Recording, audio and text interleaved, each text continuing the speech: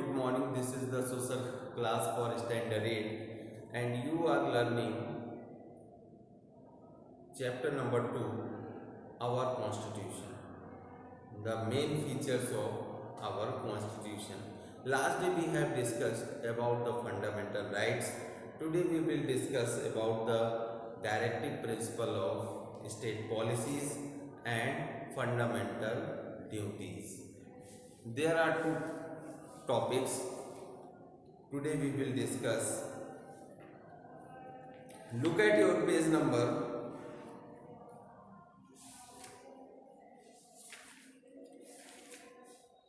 196, directive principle of state policies, यानी कि राज्य के नीति निर्देशक तत्व, नीति निर्देशक सिद्धांत। यानी कि इसका मतलब क्या होगा कि कोई भी स्टेट या कंट्री जब कोई नया कानून बनाती है या कोई पॉलिसी तैयार करती है, कोई भी योजना बनाती है, तो उसको कुछ बेसिक जो है गाइडलाइंस का पालन करना होता है, जो directive principles of state policy के नाम से जाना जाता है।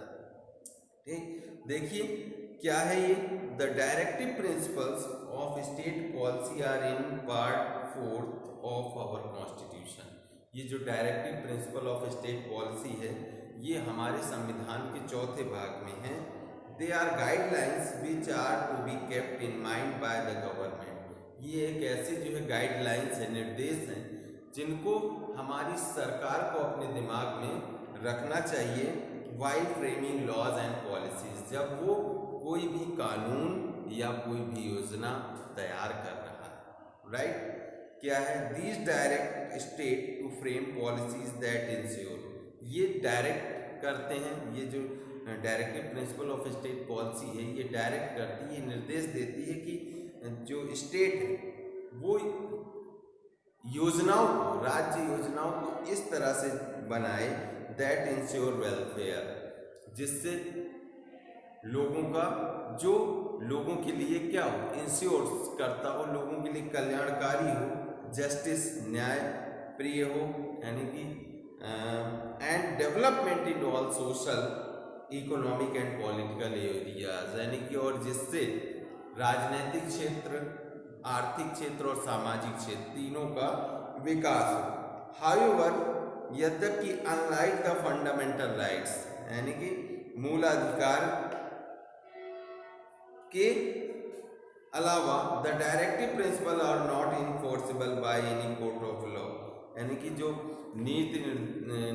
नीति निर्देशक संविधान के जो कर्तव्य हैं, fundamental rights are not enforceable by any court of the law, उन्हें किसी जो नीति निर्देशक सिद्धांत हैं इनको किसी भी कोर्ट, यानी कि किसी भी न्यायालय के द्वारा लागू किए जाने की ज़रूरत नहीं।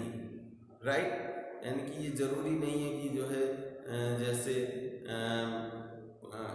इन सारी चीज़ों को, जो ये राज्य के जो नीति निर्देशक सिद्धांत हैं उनको मूल अधिकारों की तरह जो है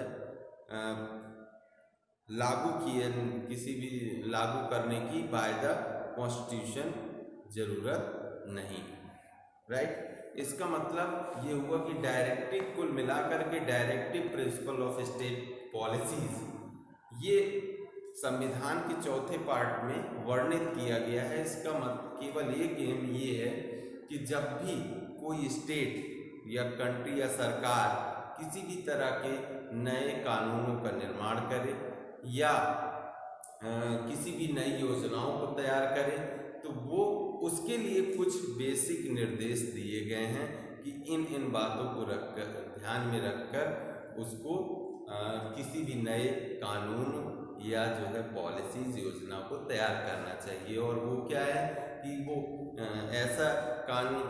ऐसा कानून या योजना हो जिससे लोगों का कल्याण हो, जिससे राजनीतिक, आर्थिक और सामाजिक तीनों क्षेत्रों का विकास होना चाहिए। राइट डियर स्टूडेंट, ये हैं आपके राज्य की नीति निर्देशक सिद्धांत। आइए अब बात करते हैं फंडामेंटल ड्यूटीज की। हमारे मूल कर्तव्य क्या हैं। अभी हमने डिस्कशन किया था लास्ट क्लास में मूल अधिकार, हमने देयर आर 7 फंडामेंटल राइट्स, उसके बारे में डिस्कशन किया था। और उसको प्रोटेक्ट करने के लिए कौन है, court, right. But some duties we have also, okay. कौन कौन सी वो ड्यूटीज हैं, आइए जानते हैं।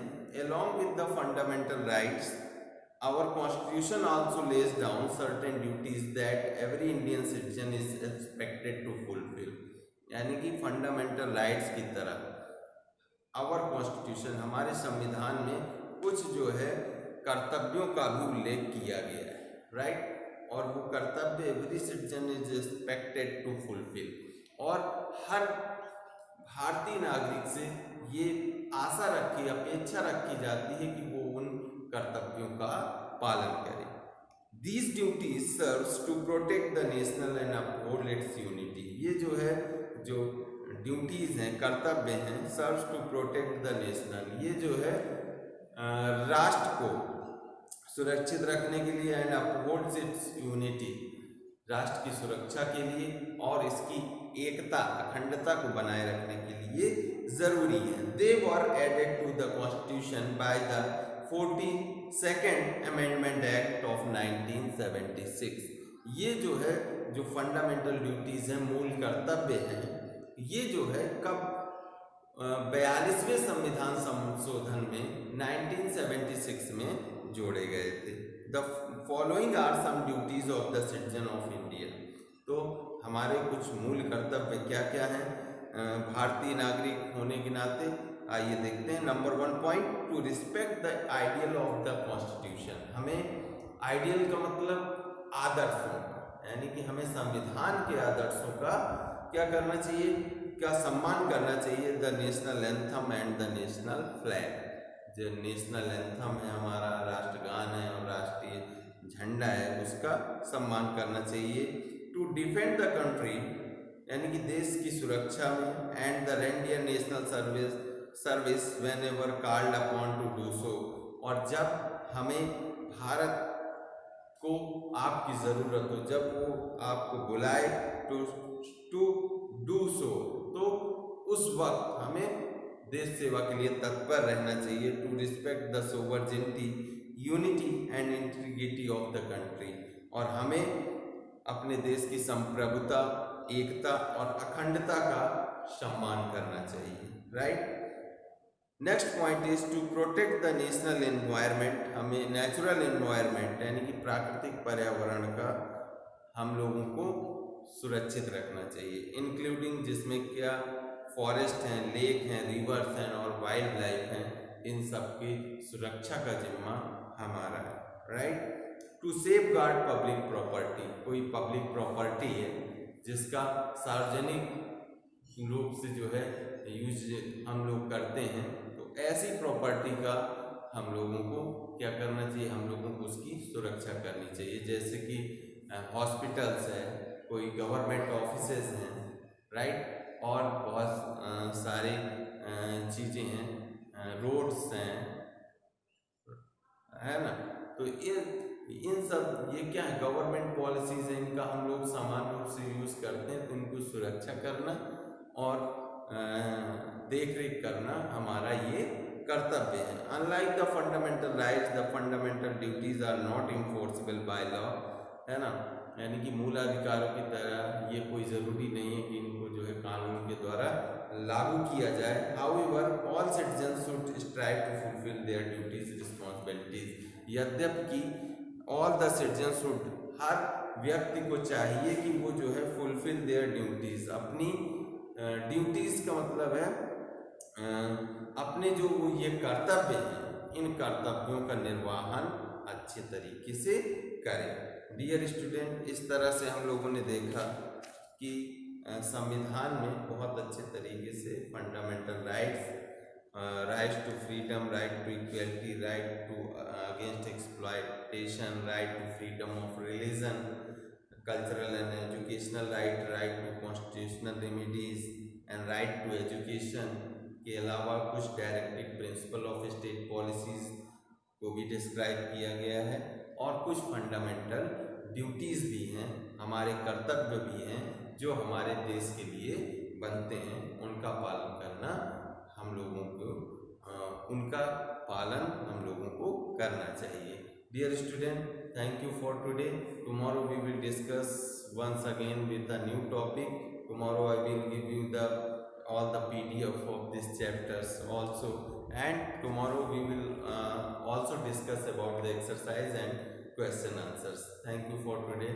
Today you will read the chapter, find out the exercise and write explanatory words in your note. Thank you. Have a nice day.